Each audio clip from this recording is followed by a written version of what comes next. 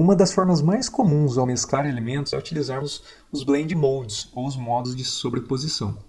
A gente seleciona o elemento que está sobre o fundo e a gente vem aqui e começa a aplicar multiply, darken, ou multiplicação, escurecer, enfim, até que chegue no resultado desejado. Mas muitas das vezes isso acaba não acontecendo. A gente não acha um ponto que fique bom, enfim. Eu vou mostrar para vocês uma outra maneira que pode ser muito mais assertiva e útil no seu dia a dia. Então eu selecionei um elemento e aí eu vou vir aqui dar um duplo clique sobre o layer que eu quero fundir, ou eu posso dar um clique com o direito e vir em Blend Options. Nessa janelinha do Layer Style, com o Blend Options ativo, eu tenho dois sliders aqui nessa linha chamada Blend If. O primeiro slider vai afetar somente o meu layer selecionado. Quando eu vier aqui nesse ponto e arrastar ele para dentro, ele vai começar a remover somente as partes brancas do meu layer. E quando eu vier na parte escura, ele vai começar a remover somente as informações escuras do meu layer, da minha imagem, ou do meu elemento.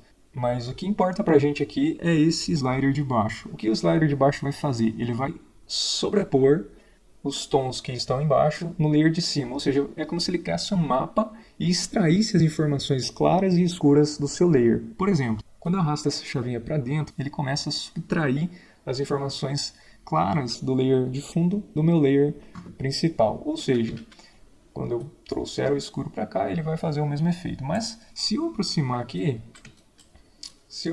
da minha imagem, vocês vão ver que começa a criar uma subtração, ele começa a fazer uma máscara muito seca e começa a dar um resultado muito serrilhado. Tá? Isso não é muito interessante. Então, o que eu costumo fazer? Você pode arrastar um pouquinho para dentro e quando você clica com o Alt sobre esse elemento, ele vai abrir essa chavinha.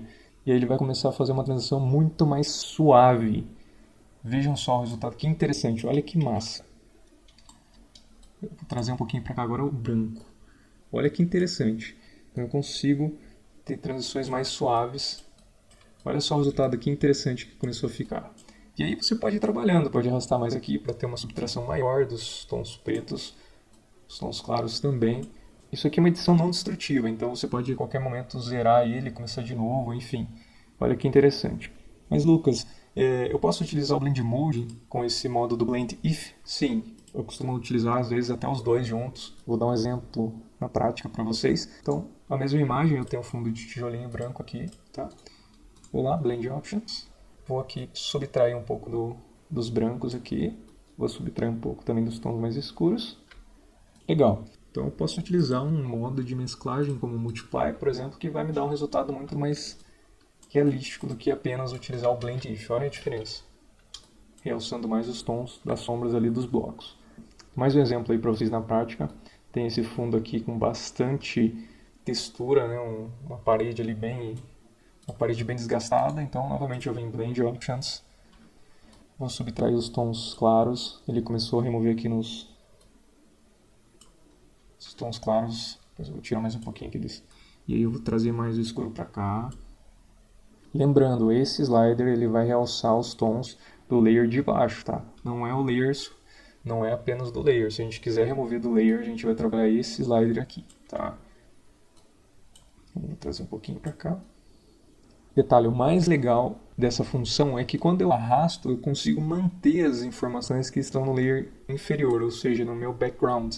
Então, se eu arrastar essa imagem, ela sempre vai entender os pontos da minha imagem inferior. Então, se eu trouxer ela para cá, ela vai entender que aqui eu tenho os tons escuros, aqui eu tenho os tons mais claros.